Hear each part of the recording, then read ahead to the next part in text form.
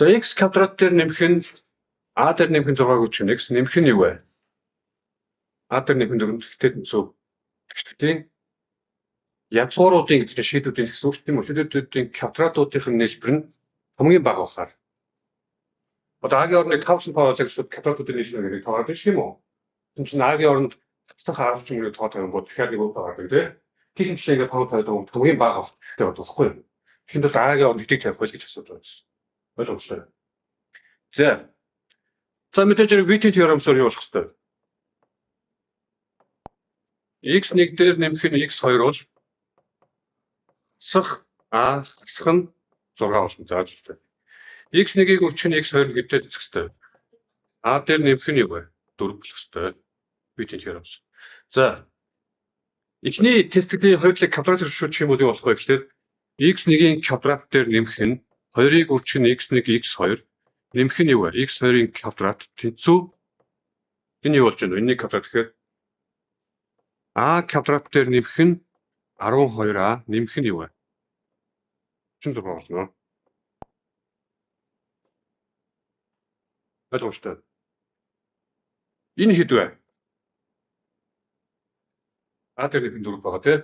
20-оор үржүүлээд авчнаа болоод хасчих юм бол юу болж байна вэ гэхээр x1-ийн квадрат дээр нэмэх нь x2-ийн квадрат тэнцүү юу вэ? A квадрат дээр нэмэх нь 11a биш ээ чинь 20-оор үржүүлж байгаа шүү дээ. За 10a за 20-оор үржүүлснээр санал шүү. 8 тэгэхээр чи 20 28 нэмэх нь 20 төвчөрөд гарсан гэдэг. За одоо эндээс яг хөглөр эндээс бүтэн квадрат ялгчихэд байна. Бүтэн квадрат ялгчихаар юу болох вэ гэхээр a квадрат дээр нэмэх нь энэ 10a гэдэг чинь юу гэсэн үг вэ гэхээр 2-ыг үржих нь a үржих нь 5 гэсэн үг шүү тийм үү? Бүтэн квадрат ялгаа мэдж байгаа бол энэ шууд ч юм уу за шиг. Тэгэхээр 25 нэмэх нь 3 болно тийм үү? Энэ хэсэг нь юу болж байна вэ? A дээр нэмэх нь 5-ын квадрат.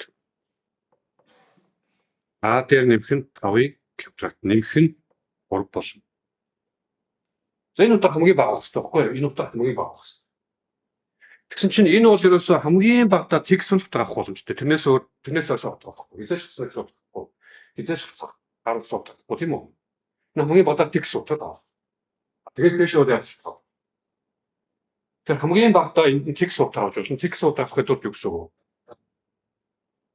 A-гийн оронд 5 гэж тавих юм бол хамгийн багадаа 3 суулттай тэнцэх юм байна тийм. Тэгээ A параметрын утгыг олгосон байгаа бол энэ нь хариулт болно гэсэн үг байна шүү дээ. Мөн үү? Одоо бодлого утгыг өөрчлөв. Өгүүлбэрийг өөрчлөв жишээлх юм бол энэ тэгшлийн квадратуудын нийлбэр хамгийн багадаа хэд байж болох вэ гэсэн юм уу яах вэ? Хэд байж болох вэ гэх юм бол хамгийн багадаа 3 даа. Тийм үү? Эндээс нэг бүтэн квадрат ялах. Процесс гэсэн үү? Тэгээ дараагийн 20 юм а гэж болно. Ер нь бол энэ утга чинь яа гэсэн үг болох вэ? Квадратуудын нийлбэр гэдэг чинь ийм агаас хамаарсан квадрат функцаа гэж тийм үү? Квадрат функц хамгийн багтай бол бариац нэг болж байна. Тэгээ бүтэн квадрат гэж бүр л аа тийм гэж. За 8 сарваг ясыг тэгэнгүүт чинь би нэг юу гараад байна. Мемори баскет юм уу гэдэг. Өнөөдөр чинь боддог хатад чинь нэр. Зүгээр шалгалт аваад байна. Шалгалт шиг бүх болгоодчны нэг боддог. Шивэсэ 8 сарваг болсон танаас хэрэгтэй ч болгох.